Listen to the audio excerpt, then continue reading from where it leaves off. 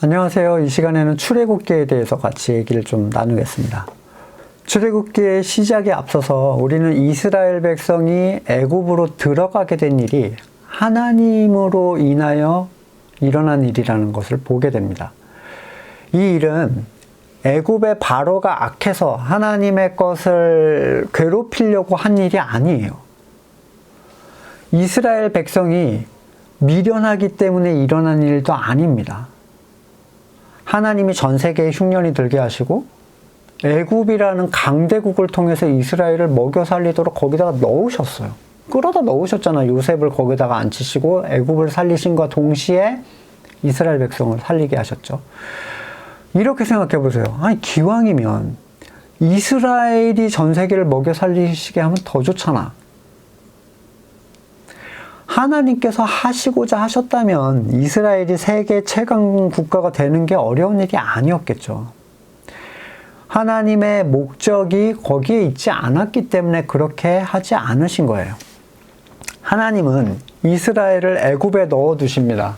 이 이스라엘이라는 존재를 애굽에 넣어두시고 무려 400년이나 노예로 살게 하셨어요. 이 안에다가 하나님이 끌어다 넣으신 거죠. 그리고 이 노예 생활로부터 자유를 얻게 되는 일들을 출애굽으로 묘사를 합니다. 400년이에요. 다른 말로 표현하자면, 그러니까 영적인 가치에서 이해를 하자면, 사람은 자기가 노예라는 생각을 안 합니다. 하나님이 깨워주기 전까지는. 그리고 하나님이 깨워주셔도 내가 얼마나 심각한 노예 상태인지, 내 근성이 옛사람이 얼마나 강력하게 세상을 향하고 있는지를 잘 몰라요. 그냥 무슨 어항에 있는 물고기를 바다에다가 넣어주면 바다로 이제 자유야 그러고 가는 것처럼 그렇게 막연하게 생각을 하죠. 그 인간의 죄와 노예됨이 무엇인지 영적 세계를 가시적으로 드러내는 역사가 구약이고 또한 출애굽기인데, 이에 대해서 고린도전서 10장에서 자, 이런 가치, 홍해를 건너고 반석에서 물을 마시고 이런 것들이 거듭난 사람들에게 보여주기 위한 얘기들이라고 바울은 얘기를 합니다. 그러니까 저의 얘기가 아니라 성경이 그렇게 얘기하는 거예요. 출애굽기는 사탄의 소유가 된 존재들이 하나님의 소유가 되는 하나님의 주권적인 끌어내심, 탈출에다가 초점을 두고 있는데, 모든 애굽의 노예가 나온 게 아니죠. 애굽에 이스라엘 사람만 노예였겠습니까? 얼마나 많은 종류의 사람들이 그 강대국 밑에 있었겠어요? 거의 모든 주변의 모든 민족이 다 7년 흉년을 통해서 애굽의 노예가 됩니다. 하나님의 의도에 의해서 노예가 되었던 이스라엘만 구원을 받았어요. 그렇죠?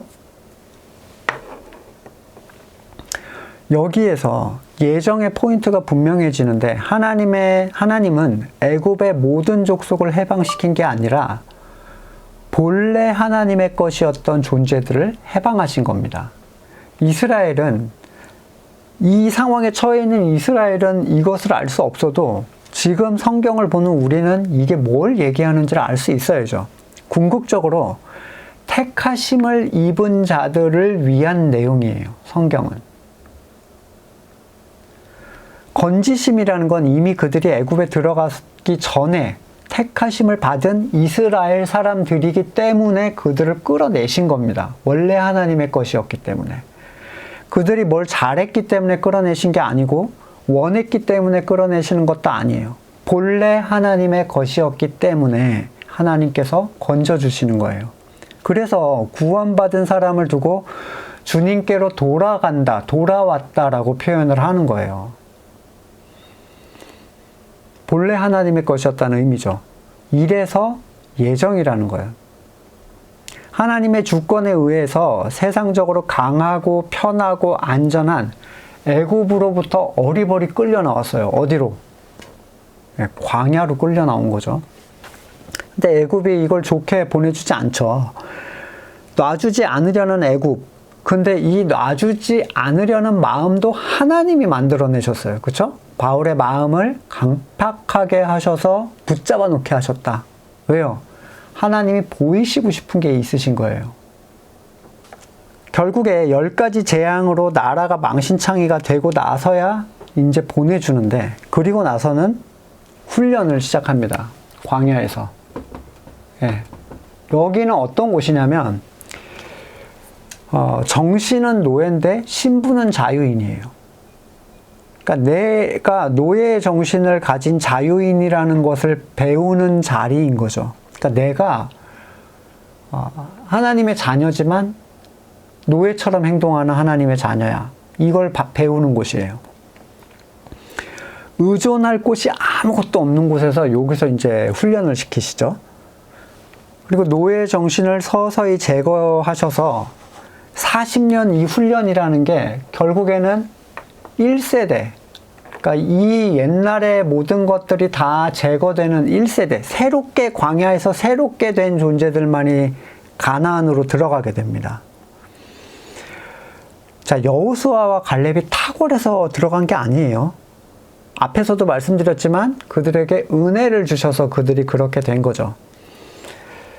이 광야의 가치는 눈으로 보기에는 너무 열악하고 괴로운 일이지만 애굽에서 물려받은 이 노예 근성, 옛사람의 모습을 털어내는데, 발견하는 데에는 굉장히 필수적인 장소입니다. 자, 옛사람의 죽음 이후에 새롭게 태어난 자들만이 약속하신 것을 얻게 되는데, 이 가나안, 젖과 꿀이 흐르는 땅이라고 표현이 되죠. 광야에서 율법을 배워요. 율법은 하나님을 섬길 수 없는 자들에게 왜 내가 그것을 온전하게 섬길 수 없는지, 그걸 받았는데도 나는 왜 이걸 실행할 수 없는지, 내 무능과 죄를 드러내시는 하나님의 방식이에요. 율법을 잘 지키라고 하셨지만 잘 지킬 수 있을 것을 전혀 기대하지 않고 주신 거죠. 무거운 가방을 아이한테 계속 자기가 들겠다고 하는 애가 있습니다. 애들 그러잖아요. 자기 못하는 걸 하겠다고 하잖아요. 네가 들고 와. 그리고 아빠는 가버려요. 그럼 저 뒤에서 끙끙대고 이제 울고 그러면 이제 가서 포기를 시킵니다. 그러니까 포기시키는 과정인 거예요, 율법은. 로마서 3장 19절, 우리가 알거니와 율법이 말하는 바는 율법 아래에 있는 자들에게 말하는 것이니 모든 입을 막고 온 세상으로 하나님 심판 아래 있게 하려 함이라. 우리는 못 따라가는 존재입니다라고 고백하게 하려고요. 그러므로 율법의 행위로 그의 앞에 의롭다 하심을 얻을 육체가 없나니 율법으로는 죄를 깨달음이라. 이제 율법 외에, 율법이 아닌 것으로 하나님의 한 의가 나타났으니 율법과 선지자들에게 증거를 받은 것이니라. 곧 예수 그리스도를 믿는 믿음으로 말미암아 모든 믿는 자에게 미치는 하나님의 은이 차별이 없다. 모든 사람이 죄를 범하였으며 하나님의 영광에 이르지 못하더니 그리스도 예수 안에 있는 속량으로 말미암아 하나님의 은혜로 값없이 의롭다 하심을 얻은 자가 되었다. 자, 이 이제 출애굽에서 광야에서 받은 이 율법이 이제 구약 전체의 정신을 지배를 하고 있는데, 율법은 죄를 드러내기 위한 순차적인 수단이지 최종 수단이 아닙니다. 의를 얻기 위한 최종 수단이 아니에요. 율법을 통해서 자신이 하나님께서 요구하시는 의를 스스로 이룰 수 없는 전적인 무능을 계속 발견하게 돼요. 내 힘을 써보려고 할 때마다 나는 희망이 없는 존재야 라는 걸 발견하는 거예요. 죄가 죄로 인식되지 않으면 은혜가 적용이 될 수가 없습니다. 그러니까 내가 무슨 선을 행하려는 의지를 포기하지 않으면 은혜로 누리는 가치를 그 사람은 맛볼 수가 없어요. 율법에서 은혜로 나아가는 과정이에요. 이게 구약인 거죠. 따라서 구약의 명령을 거듭난 사람들이 구약의 방식으로 지키려고 하는 것은 성경을 전혀 성경대로 못 보는 행동이에요.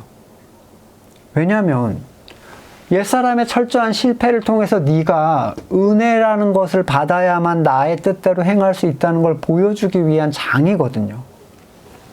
그래서 출애굽기에 대한 내용들이 출애굽기, 레위기, 민수기까지 해서 하나의 그 신명기까지 하나의 통으로 이렇게 연결이 되어 있는데 다음 시간에는 레위기부터 뒤쪽을 조금 더 자세히 설명을 드리겠습니다. 다음 시간에 뵙겠습니다.